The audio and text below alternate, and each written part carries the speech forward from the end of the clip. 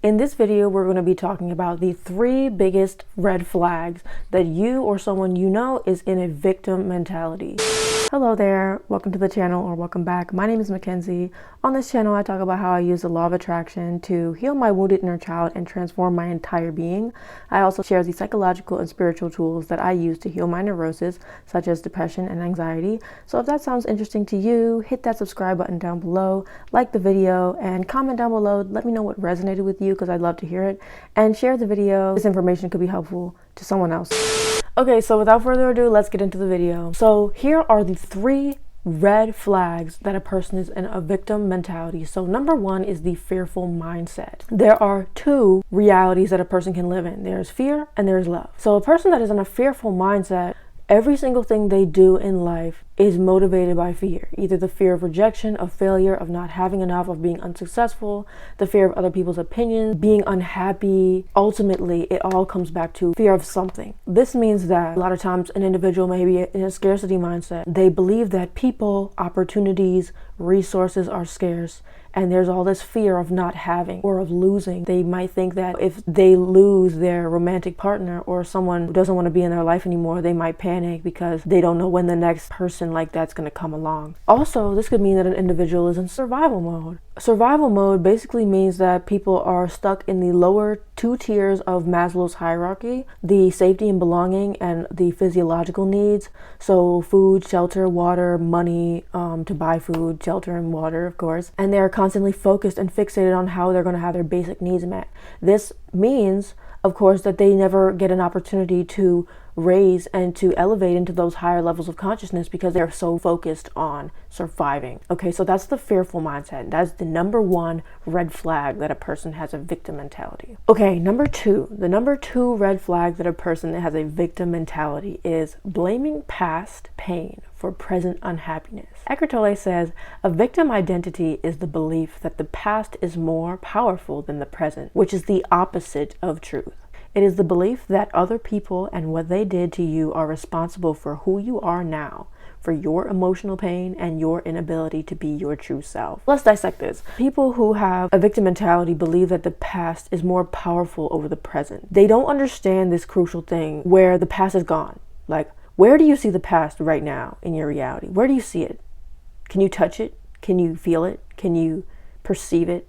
No, you can't. The past is gone. It's over. It's done. There is nothing in your current reality that proves that the past is still with us. Maybe your mind, your mind is the only thing that can drag the past into the present. Because the past itself, or what we consider to be the past, it is just a collection of memories stored in your mind. What people need to understand is that the past is not more powerful than the present moment. The present moment is all there is. This is time. This is time. This is reality. This is the world. This is existence in this moment right now. Victim mentality means that people keep on bringing the past up and saying, well, if this hadn't happened to me, then I wouldn't be feeling this way right now. I wouldn't be unhappy. That's what you need to understand about a victim mentality, is that you are blaming the past for being unhappy in the present. The 3rd biggest red flag that a person is in a victim mentality is helplessness and hopelessness. So a person with a victim mentality is constantly waiting for external circumstances to change their inner environment. So there's all this fear and all this unhappiness, right, in your present moment. And you're constantly waiting for something outside of you to flip the script and change the narrative of your story. You're waiting for someone to apologize to you, or you're waiting for the money or the new job or the new romantic partner, or you're waiting for things outside of yourself to make you happy or to at least distract you from this narrative that you're playing in your mind. This is a big problem because it's like it completely removes your power. It has taken your power away because now all of the power goes to external things. And what if you can't have the external things that you deem that you need to have to be happy, like money or friends or new clothes, new shoes, or fame, fortune, wealth, whatever it is. It feels almost like hopeless that, well, I'll never be happy because I'll never have those things that I want. And so that can be very scary for a lot of individuals because they don't feel like they can be happy in the present moment. They have to wait for something else to make them happy. Okay, so that is the number 3 red flag that a person has a victim mentality. So now if this sounds like you or someone you know, don't fret, okay? We've all been there. I've definitely been there. I was stuck in this kind of mentality for many, many years. I hated everybody. I hated myself. I condemned everybody and I condemned myself. I never felt like my energy was reciprocated in friendships or in romantic relationships, and I kept blaming circumstances for why I kept failing in the present moment. And I had this helpless attitude, like nothing is going to change for me until I'm able to XYZ. You just insert whatever you want. I kept feeling like external situations had to change for me before I could feel different. I just want to let you know today that that is not the case, okay? You don't have to wait for anything to be happy. There is a solution, okay? And the solution is called personal accountability. When I first heard the phrase personal accountability, I tensed up immediately. I was like, what the fuck do you mean personal accountability? Are you saying this is my fault? Are you saying that I'm not being responsible for my feelings, and you're saying that if I don't want to feel this way, then I need to take responsibility for my own life experience? No to the former, yes to the latter. Personal accountability does not mean this is your fault. Whatever happened in the past is not your fault, and whatever you're doing right now or not doing right now is not your fault either. Personal accountability is acknowledging that you are the only one who can bridge the gap between where you are now and where you want to be. You are the only one that understands your life experience, who understands your inner state, and understands what you want well enough to create a system that works for you. So maybe to you, it sounds like blame. All right, maybe it sounds like the voice of a parent or guardian or an ex, or maybe it seems like something that happened in your childhood which led you to believe you didn't actually have control over your life experience at all. It felt like you were at the mercy of adults around you. We are products of our environment, and if you plant a seed in the wrong soil, if you don't give it enough access to sunlight, if you don't give it the water that it needs, it's not going to grow. Most of us did not have the ideal environment to nurture our growth, to inspire our development. In that moment, you felt like your power was taken away.